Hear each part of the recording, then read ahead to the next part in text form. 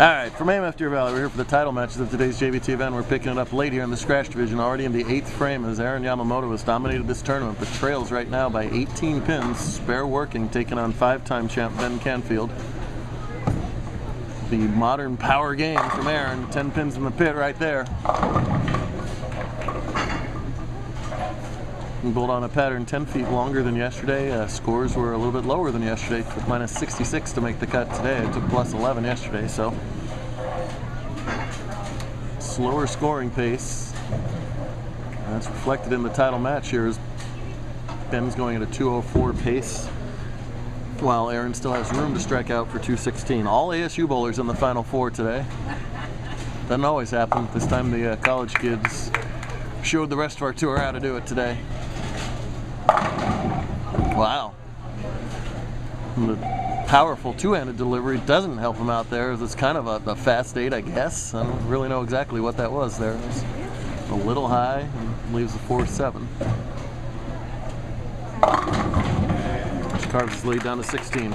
Meanwhile, over in the handicap division, we have Gillian Coyle looking for her first career JBT title. She's been knocking on the door of that win a couple times lately.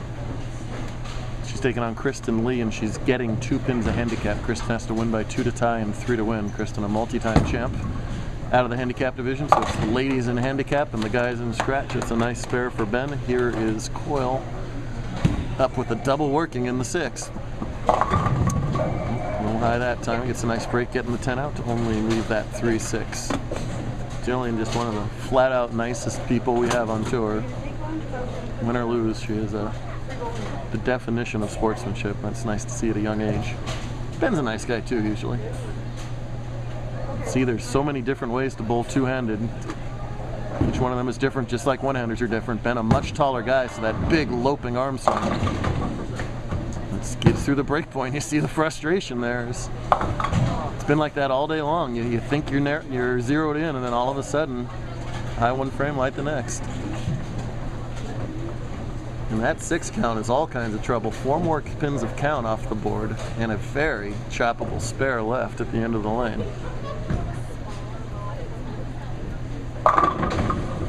Meanwhile, that familiar backup shot of Kristen, the meanest backup ball on tour, leaves the 6 pin.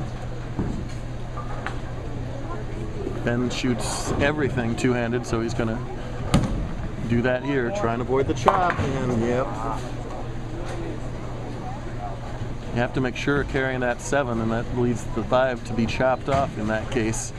And we got ourselves a situation, folks, as Yamamoto suddenly trails by only a pin and can take the lead here in the 9th frame.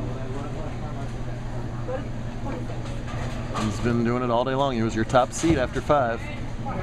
Oh, wow. That ball checked up a little early, but it held the whole way, the rest of the way down the lane.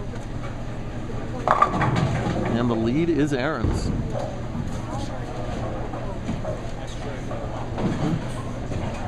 I can't hear. Strike 9 spare is 195, right? No, it's 205. So yeah, strike here wins the tournament. Anything less, Ben will still have an opportunity for the title. Oh, just like Ben's shot on that lane in the 9th frame, the same thing happens to Aaron in the 10th frame, and an even more difficult leave for him. It's a makeable split, but the 2-7-8 presents chop possibilities too.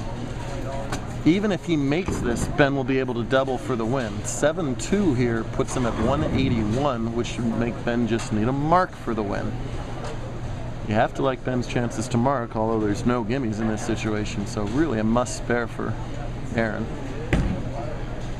Most people would want to get the ball to the right of the 2 pin in this situation, have the 2 take out the 7 and the ball take out the 8. He's going to miss everything. Boy, about a month ago we saw Aaron throw a shot he'd like back at the Mojave doubles, and it happens again to him here in the 10th frame as he yipped a little bit on that spare attempt. So, what a Christmas present for Canfield here, who opened in the 9th to leave the door wide open for Aaron, and now it's Ben who only needs a mark. Any kind of mark will do it here. for title number 6. Go for it. You're fine. Go.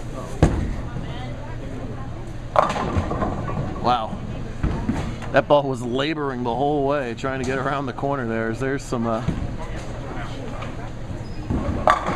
little invisible hydroplane spots on this long pattern that still creep up from time to time. That could have been a heck of a lot worse than a 2-pin.